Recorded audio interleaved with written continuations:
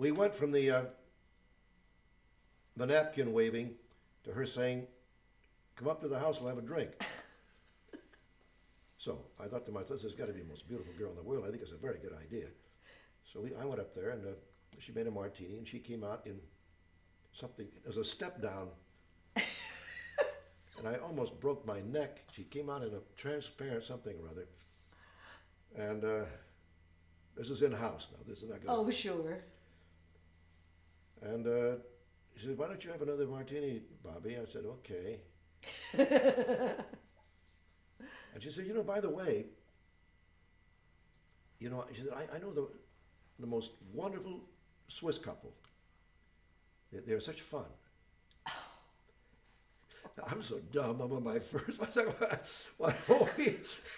No. So now, the way it wound up, I all of a sudden break out in a cold sweat.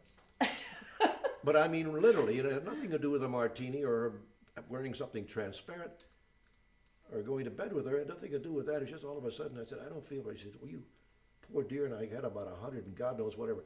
I had that 24-hour flu.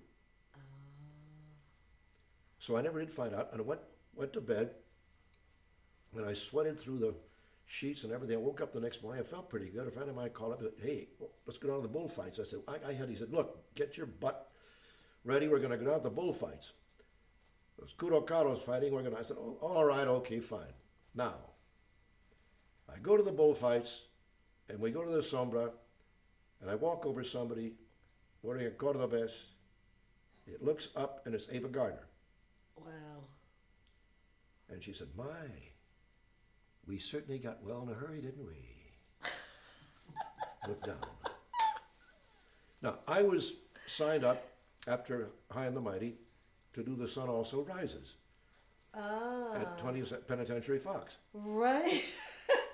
So now, One that Tyrone Power so did. now she is convinced that I turned her down somehow. And her sister's a Downing girl. It was a pain in the ass, but anyway. And by now she's gone to Spain, and she's fooling around with which one of the bullfighters? Domingue. Was it Dominguez? Dominguez. It was Dominguez. And I was up for the Academy Award for Written on the Wind just before this.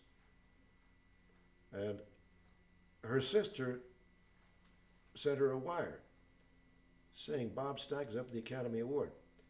And she wrote back saying, "I don't give a damn what he's up for. Anybody's name but his."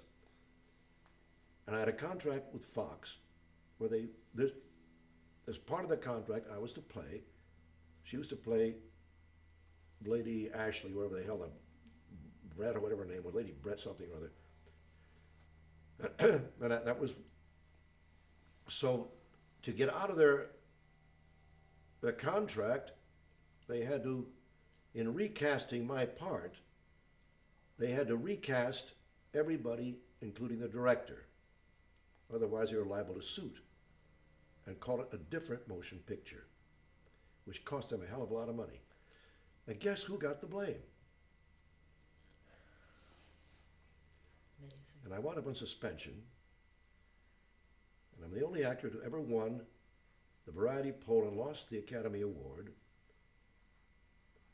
And Harry Brand, when my agent went and said, "Hey, you put him on suspension, the kid's up for the Academy Award now, won the variety poll, never been wrong." Harry Brand looked him in the eye and he said, "He's not going to win."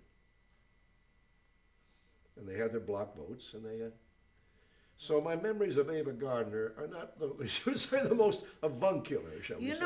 Would you say that, I just flashed, you are probably the only person that I can ask about Tyrone Power, because I don't really know him well. You didn't know him at all. I No didn't one know knew him. him. He must have been a very elusive person. I mean, I Linda didn't Christian know knew him. I met him a couple of, he seemed kind of shy in a way, as a matter of fact. I didn't know him. Linda Christian, I knew when she used to go with Flynn before she came up from Mexico. But I didn't know him. I know how he died, which was terrible. Right. He had an EKG, perfect heart. This idiot director had him carry Lola Brisa up the stairs 20 times till finally he just had a massive coronary, no oxygen. He died on the way into Madrid. All these wonderful stories. No. Charming. Lost in a cab. Lost the which? Cab got lost. Cab got lost? Great. Cab got lost. He was with Ray Sebastian, the makeup artist. And Ray kept telling him which way to go, and the cabbie said, no, we're going to go this way. He had to have been almost like the male equivalent of Ava Gardner, because he really, when you see him in the movies, he's blindingly handsome.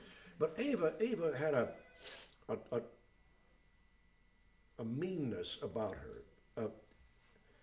Because what you don't do, and I don't speak ill of the dead or the whatever, it's just that I go back to the way I was brought up, and it being a club, and you don't behave like that. You don't dump on another performer, no matter what's happened. You don't say anybody but him or her or whatever. That's something professionally you never do. Right.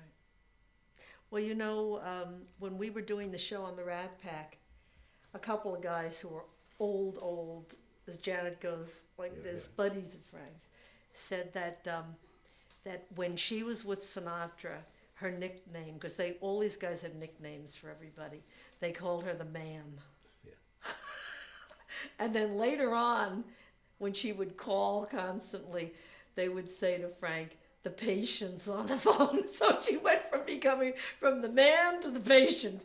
And they said, I mean, down to the last one, they said that she could be brutal. When she took that, was it a necklace or was it a bracelet? She took that and threw it out the window. And he scurried, he got in the elevator. Said, Jesus Christ, got in the elevator. Now, another story, which I'm going to kill, when Artie Shaw was married to her, and Frank had an overcoat on, Sinatra, and he walked up the stairs to Artie Shaw's apartment, and he started making noises. He said, I don't like what you're saying about my woman, my woman. He says, look, you skinny little bald-headed wop, let me tell you something. She was my wife. He says, you don't talk to me. I got friends. He said, let me tell you, my friends, Artie Shaw talking, are tougher than your friends. He grabbed him by the nape of the neck and threw him down the stairs. Sinatra. And Shaw's still alive and as cantankerous as ever. Yeah. You know what it is? Because I think that one of the most fascinating things about Artie Shaw is that he's this almost a classic Freudian example of the man whose mother makes him hate women. You know, there are these great books. Oh, yes, You know yes. that great story where he would call his mother, she'd say, I'm going to kill myself.